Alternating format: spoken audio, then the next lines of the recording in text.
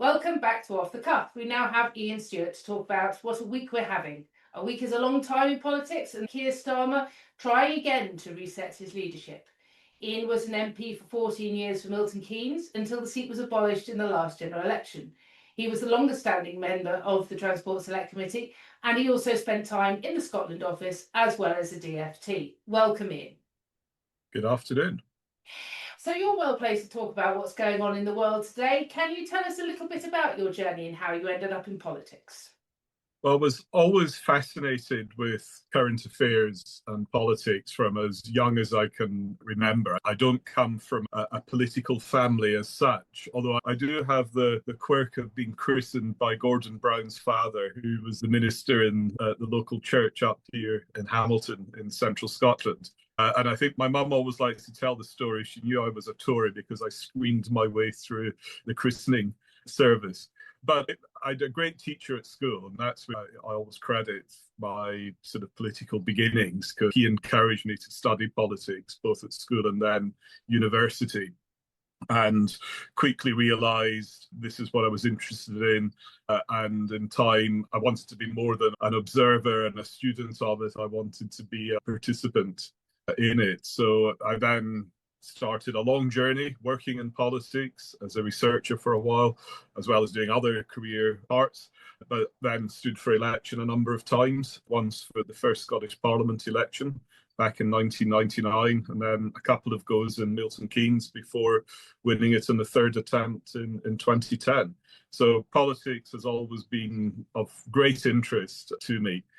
And even though I'm no longer in Parliament, I keep a very keen interest in what's happening. And when you became an MP in 2010, the Conservatives were in a coalition. What was the atmosphere like? I remember it being a very strange set of emotions. I'd been elected on, as I say, on the third attempt in Milton Keynes. So I'd been campaigning for a decade plus to be elected. So there was that relief and elation and exhaustion, as many people will appreciate after an election. But on those first few days after being elected, no one knew what the shape of the government was going to be, because all the different discussions about a coalition, whether that was being Conservative and Lib Dem as turned out, or whether Labour was going to be able to put together some parliamentary arithmetic to allow them to stay on. We didn't know that.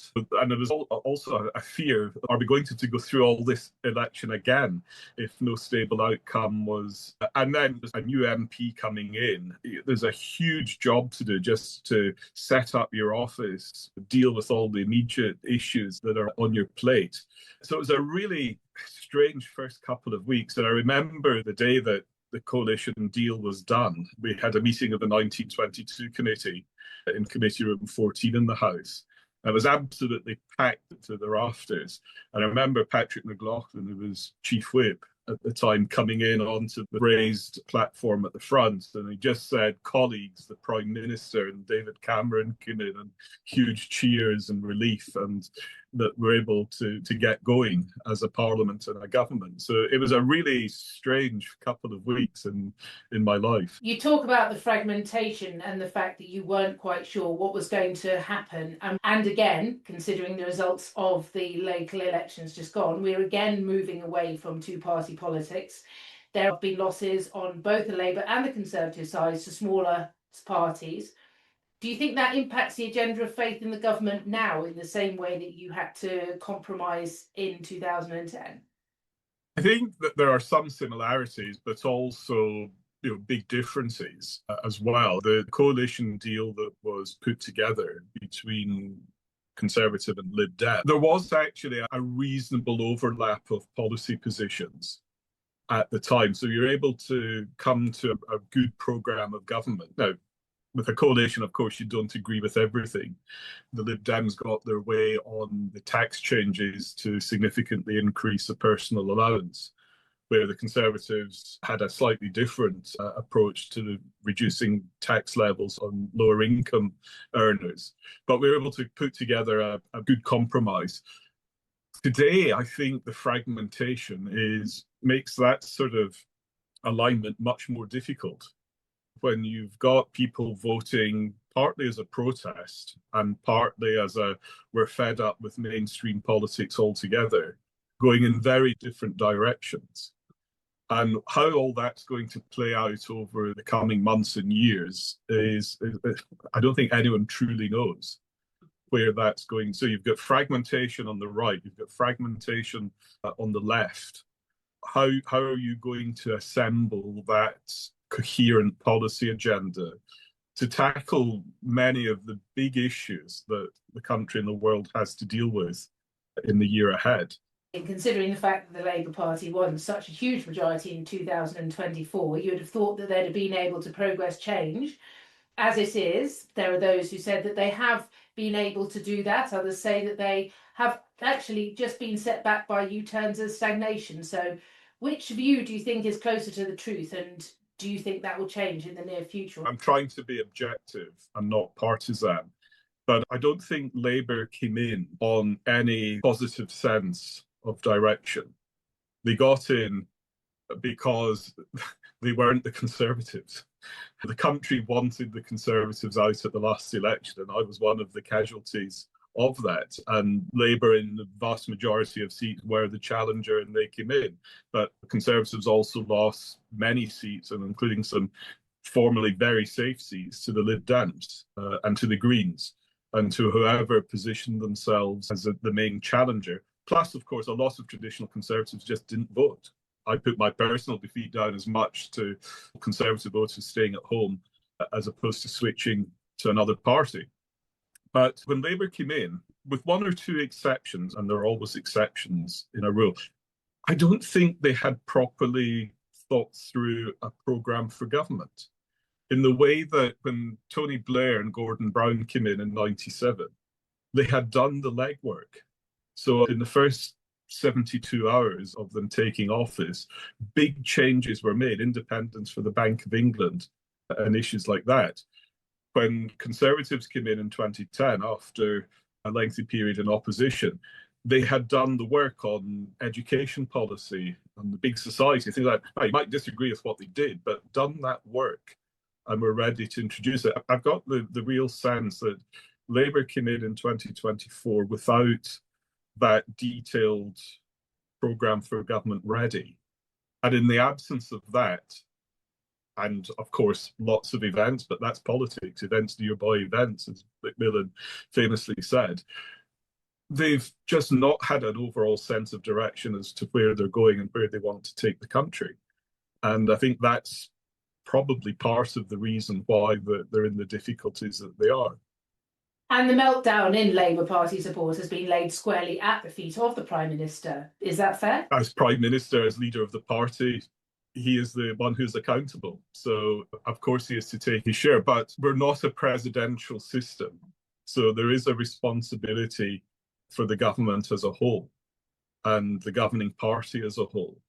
So I think, yes, Starmer has got a lot to be held accountable for, but not only. So I think whatever happens, and if I was an advisor to the Labour Party, I'm not sure they would take my advice, but they need to learn to govern as one. And it's a mistake the Conservatives made latterly in office.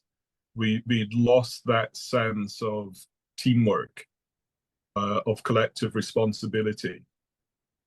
And when a party loses that, the chaos, the meltdowns happen. And what do you think about the move to bring back Gordon Brown and Harriet Harman to shore up the leadership?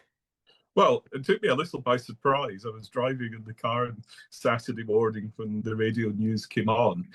They're both substantial figures, and I'm sure they can impart useful advice on the particular issues that they've been brought in on. Whatever you think of Gordon Brown, and I did have a smile when he was being brought in as a global financial advisor after he sold all the gold at rock bottom prices in the early days. But in the financial crash of the late 2000s, he was a globally significant figure.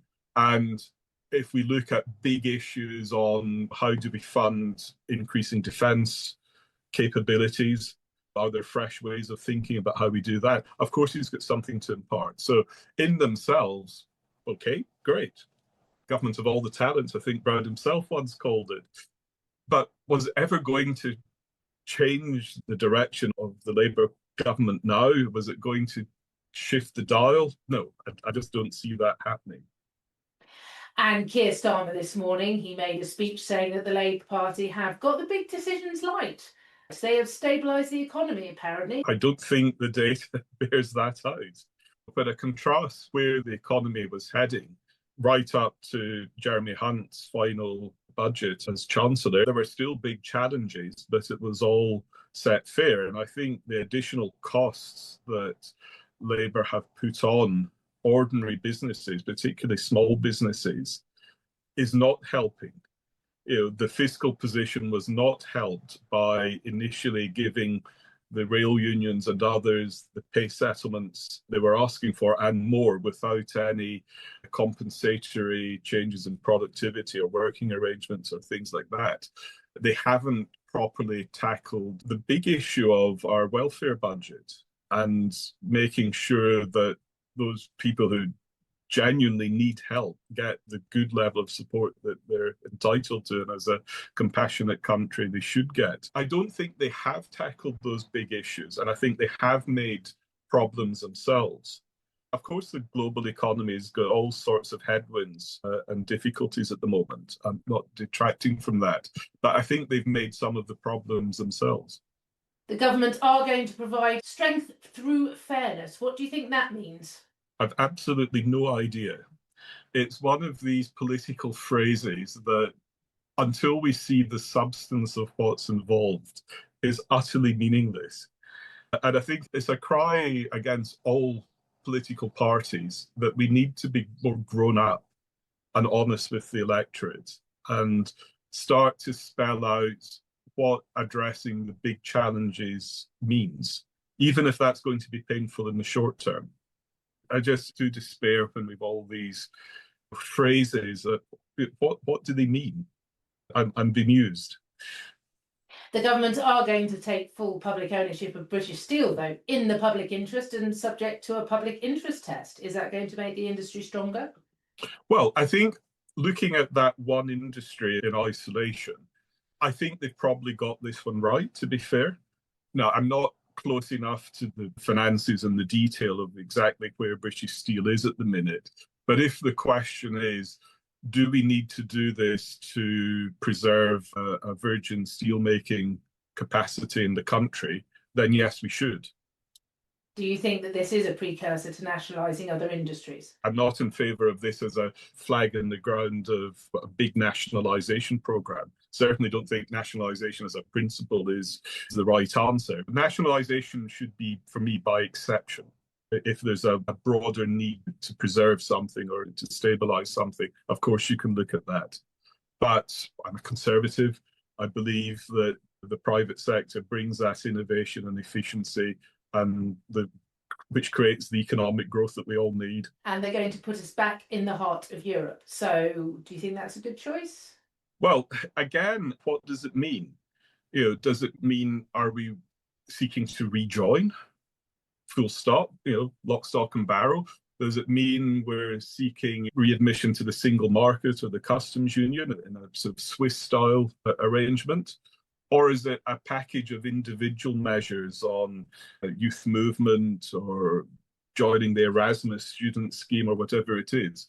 So I think we need clarity, and this is going to be a big question that Labour will have to search their conscience. What do they want to do? Do they want to appeal more to the metropolitan Liberal voters who would be more in favour of a rejoin message? But that would leave behind their red wall support that they've just lost. Have they signed that off or not? This is a big fundamental question for Labour. I don't see any merit in reopening the rejoin, leave. We've done that. On a very practical level, the trade and cooperation agreement we signed and the Windsor Agreement, neither is locked in for all time. Of course, there will be issues you want to fine-tune, refine, or there are other areas we can consider. It's an organic thing. But that's very different from making a fundamental shift to say, we've got to get back in. Of course, the real purpose of this speech this morning was in order to try and shore up his own premiership. Do you think that the Prime Minister's done enough to survive? I'm looking at this as an interested outsider, and having been through a good number of Conservative leadership races and spasms over the years, my gut feeling is he has burned through his political capital. Just looking at the feedback from individual Labour MPs since the speech this morning, I think some were saying, I was prepared to listen and give them the benefit of the doubt, but I'm sorry, now's time to pass the baton on. That seems to be where the mood is settling. But then you've got to overlay that with, does West Streeting move now? Do they wait until Andy Burnham's got chance to come back in?